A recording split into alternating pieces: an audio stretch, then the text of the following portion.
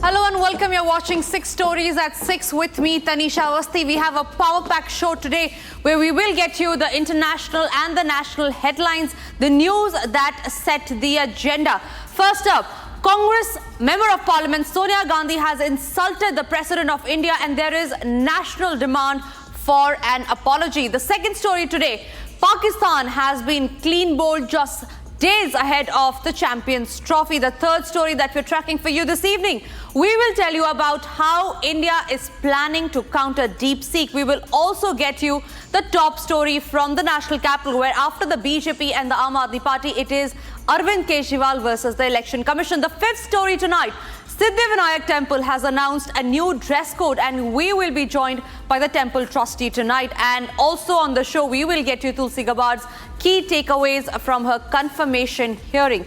All that and much more on this edition. But first, let's start up with the top story, which is the Vadra-Gandhi family has crossed all lines today. Congress leader Sonia Gandhi stoked a row over her reaction to President Murmu's address to the joint session of the parliament, calling her a poor thing. First up, let's listen into that insulting remark by the Congress MP. False promise. Boring. No comment. No, the poor lady, the president was getting very tired by the end. Repeating the same thing again No, and she again. could hardly speak, poor thing. Meanwhile, the TMC backed the repeated insult of Congress leaders, where they said that the speech of the president was indeed boring and depressing. Listen to those reactions. It is really funny. Whatever, there is no. You just compare the 2024 speech and 2025 speech, or are equal. I am really frustrated with this speech. What would be done in the near future, within 1 year? What is the policy of the country? Nothing has been said. President is tired. This is the speech of a tired person. So overall, how was the speech? Very bad. Very bad. Very bad speech. As I told you, repetitive, bad speech.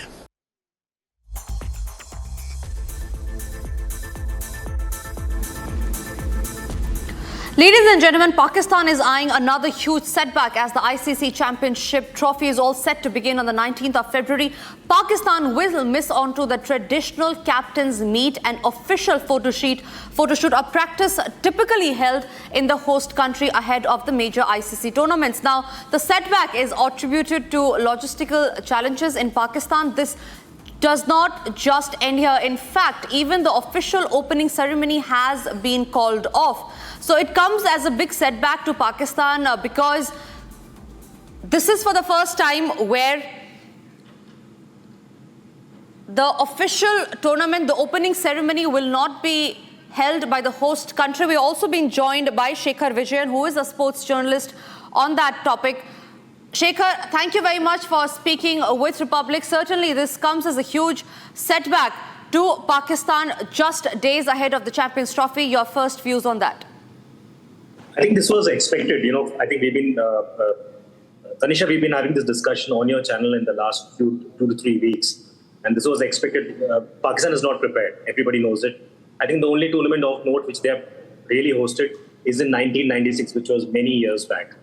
Post that, they haven't done anything because of the terrorism which is there in the country, the lack of infrastructure. And we have seen so many videos, which have been circulated of the various stadiums in Pakistan, which have gone back to the Stone Age. We are living in a world where there is AI and there is technology, and I don't know, Pakistan seems to be, has not smelled the coffee as yet. That's one. The second thing is India, I think as a country is very clear that they will not travel to Pakistan. I think that's also changed things a bit. But I think what's really important here is everything will obviously shift to Dubai, will shift to a neutral venue. And I think it's very important for all the countries to also realize the fact that security is important, sports is important, infrastructure is important, and a nation should have the ability to actually create or also collaborate and create, a great infrastructure for such large-scale events like the Champions Trophy or like the World Cup or even like the IPL. And I think India has shown that in the past. India, like if you look at the IPL, which has been a Right. property for India. I think it goes without saying that Pakistan can take a leaf out of India's book itself if they want to and see what India has really done. So we cannot even compare India and Pakistan. I think, both cannot be compared in the same breath. I think it goes without saying. Right. Shekhar, thank you very much for speaking to Republic on that. It's time for us to move on and shift our focus to the other stories now. As the world continues to laud the latest AI breakthrough, Deepseek, the China-developed model might just enter the Indian markets. Union Minister Ashwini Vaishnaw has said that Deepseek will enter India's servers soon. While this will be aimed at addressing the privacy concern regarding cross-border data transfer, Vaishnaw also said India will start an AI safety institution. Now, just to quickly reiterate, Deepseek has disrupted the global AI market, pushing down the big players, including Nvidia, OpenAI, and even Claude AI. Let's first listen into what Ashwini Vaishnaw had to say. We believe that there are at least 6 major developers who will be able to create foundational models in the next 8 to 10 months on the outer limit and 4 to 6 months on a more aggressive estimate, more optimistic estimate. What the world has seen today is that algorithmic efficiency matters a lot. Algorithmic efficiency can deliver a model at much lower cost and in a much lesser time that the world has seen today. And many of our researchers have been working on similar concepts that we are confident that using those concepts, we will be able to have a world-class foundational model in the coming few months. कई researchers ने जो algorithmic efficiency पे काम किया है, उन सब का टीम के साथ जो डिस्कशंस चल रहे हैं, मिशन के साथ जो डिस्कशंस चल रहे हैं, उन सब का कहना है कि इनोवेशन का स्कोप बहुत है और जो फाउंडेशनल मॉडल भारत में बनेगा वो फाउंडेशनल मॉडल compete कर पाएगा दुनिया के best of the best models के साथ. We also been joined by Rupesh Mittal, who is the founder of Cyber Jagriti Foundation. Thank you very much, Rupesh, for speaking to Republic.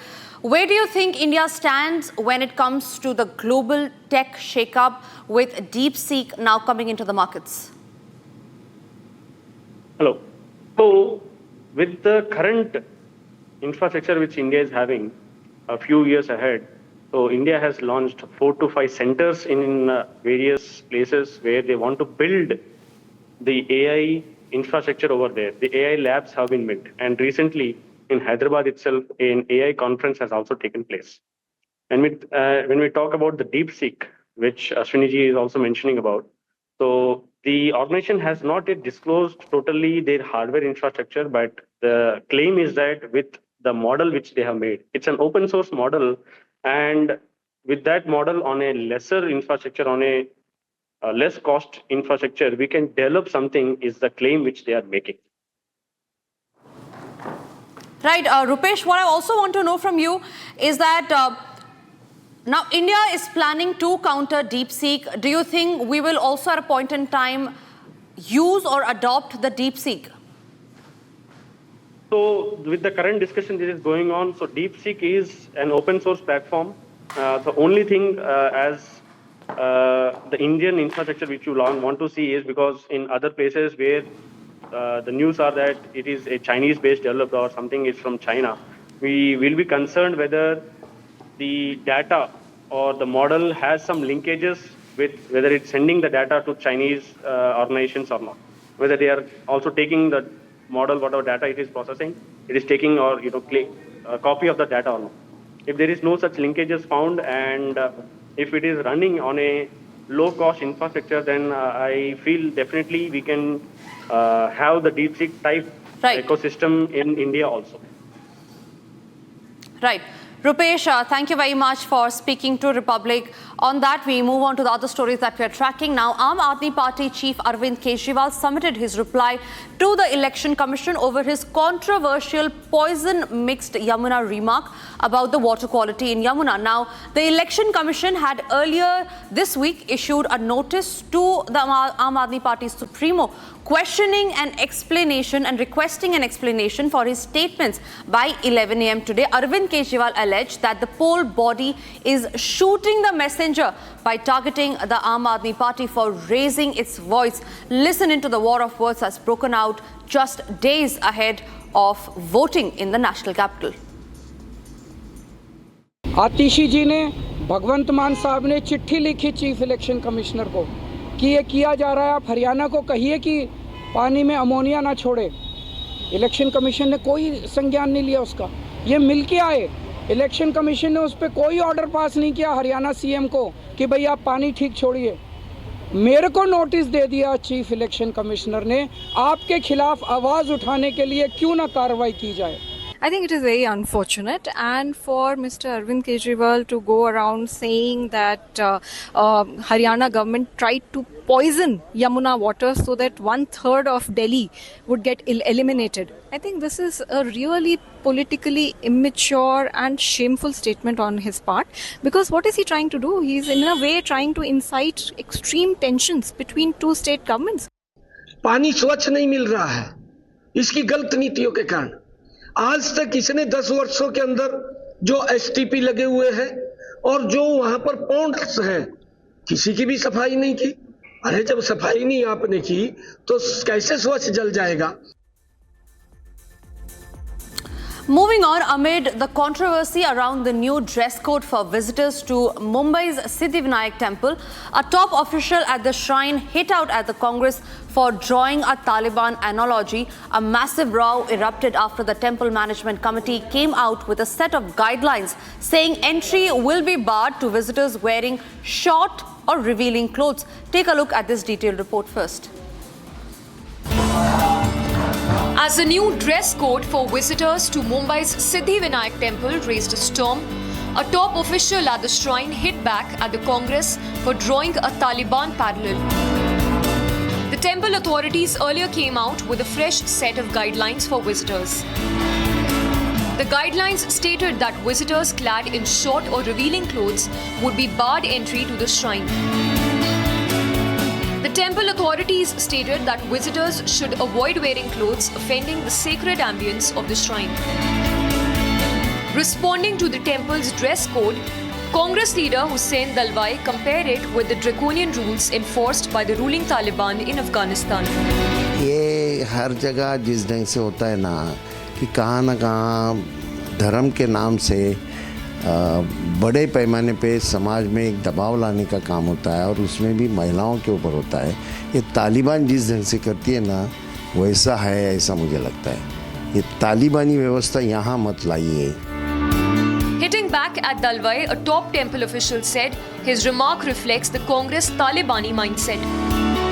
तालिबानी लोग, तालिबानी सोच रखने वाले लोग, उनके मन में तालिबानी ही शब्द उनके मन में आएगा, क्योंकि उनका पूरा जो है जीवन और उनके जीवन का चरित्र तालिबानी सोच में ही उनका गया है।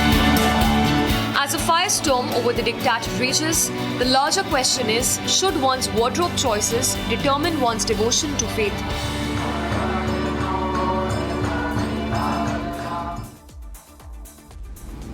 We've been joined by Acharya Pawan Tripathi. He is the treasurer of the Siddhivinayak Temple Trust. Acharya Pawan जी, आपका बहुत-बहुत शुक्रिया रिपब्लिक टीवी से बात करने के लिए। सबसे पहले आपसे ये जानना चाहूंगी कि अभी आप लोग ने ये ड्रेस कोड क्यों निकाला और पहले क्यों नहीं? क्या जरूरत थी इसकी ये अनाउंसमेंट करने की अभी इस वक्त पे?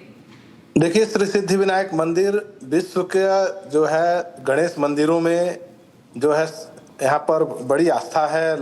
लाखों की संख्या में लोग आकर के पूरे देश में जो है गणेश जी के मानने वाले लोग आकर के दर्शन करते हैं और वह लोग समय के साथ में अपने अपने सुझाव भी देते रहते हैं। तो गणेश भक्तों की बड़ी संख्या में सुझाव आया था कि यहाँ पर कुछ लोग ऐसे भी कपड़े पहन करके आते हैं जो देखने में शोभनीय नहीं रहते हैं, शालीन नहीं होते हैं। यहाँ तक कि मैं आपको बताना चाहता हूँ, वह कोई हजारों में कोई 1-2 होते हैं तो बोर्ड ने यह निर्णय लिया है कि यहाँ पर जो लोग दर्शन हेतु आए वह शालीन कपड़े होने चाहिए। वह चाहे जीन्स पहन करके आए या कोई भी कपड़े पहन करके आए, वह दिखने में शालीन होने चाहिए, बस इतना ही है। जी बिल्कुल। पवन जी, आपसे एक और बात जानना चाहूंगी। जो कांग्रेस लीडर है उन्होंने ये बोला है कि ये जो आपने अनाउंसमेंट किया है वो एकदम तालिबान की तरह है, एकदम तालिबान दिक्कत है, उन्होंने ये बात कही है, तो उनको आप क्या कहना चाहेंगे? देखिए, यह तालिबानी सोच वाले लोग हैं। हम लोग कोई बुर्का नहीं पहना रहे हैं। इनको तो मैं हुसैन दलवाई जी से कहना चाहता हूं कि आप बुर्के वाली महिलाओं को आप मस्जिद में प्रवेश करवा दीजिए। वो तो बुर्के में भी प्रवेश नहीं करने दे रहे हैं। तो तालिबानी सोच वहां है। यह हमारी सनातन संस्कृति है, जिसमें सर्वप्रथम लक्ष्मी नारायण बोला जाता है, जगतः पितरौ वंदे पार्वती परमेश्वरौ बोला जाता है। हमारे यहाँ पर माता को सर्वप्रथम रखा गया है। तो यह हमारी सनातन संस्कृति है, वैदिक संस्कृति है, हिंदू संस्कृति है। तालिबानी लोग हमारी संस्कृति पर नहीं ज्ञान दें तो अच्छा है। जी बिल्कुल। आचार्य पवन जी, आपका बहुत बहुत शुक्रिया रिपब्लिक टीवी से बात करने के लिए। On that note, viewers, it's time for us to move on to the other stories that we are tracking. Now, United States President Intel chief pick Tulsi Gabbard has become a crusader against the deep state. Trump's nominee for Director of National Intelligence, Gabbard delivered a blistering Senate testimony exposing the deep state corruption, religious bigotry and political hypocrisy. Listen in to her statements. In the military, specifically because of Al-Qaeda's terrorist attack on 9/11 and committing myself and my life to doing what I could to defeat these terrorists. It was shocking and a betrayal to me and every person who was killed on 9/11, their families and my brothers and sisters in uniform. When, as a member of Congress, I learned about President Obama's dual programs that he had begun really to overthrow the regime of Syria, and being willing to, through the CIA's Timber Sycamore program that has now been made public, of working with and arming and equipping Al-Qaeda in an effort to overthrow that regime, starting yet another regime change war in the Middle East. DoD Train and Equip program, again, begun under President Obama. Unfortunately, they're once again using the religious bigotry card, but this time trying to foment religious bigotry against Hindus and Hinduism. If anyone is sincerely interested in knowing more about my own personal spiritual path of Hinduism, I welcome you to go to my account on X, where I'll share more on this topic. Now, as we come to the end of this show, we'll leave you with a video of Donald Trump's FBI pick Kash Patel touching his parents' feet as won all hearts on the internet. This moment was recorded at the FBI's confirmation hearing. Take a look at these visuals.